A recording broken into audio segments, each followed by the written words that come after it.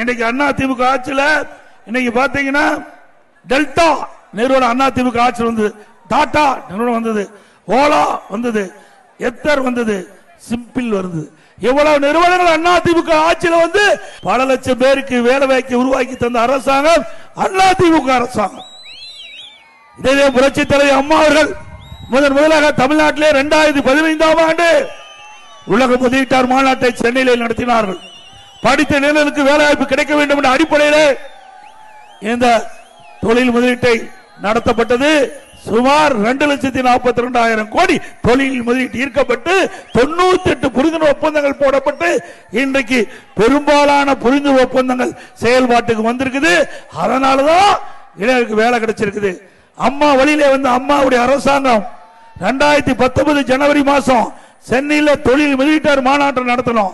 3,05,000 கோடி தொழில் முதலீட்டை ஈர்த்தோம். 304 புரிந்துணர்வு ஒப்பந்தம் போட்டோம்.